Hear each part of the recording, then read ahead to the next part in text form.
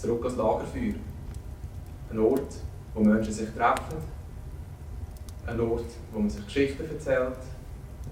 Ein Ort, wo gemeinsam entsteht. Moving Walls. Das Lagerfeuer im Büro. Ein Ort, wo wir zusammenarbeiten. Ein Ort, der Kreativität fördert und Neues entsteht. Und wo findet dein Lagerfeuer statt?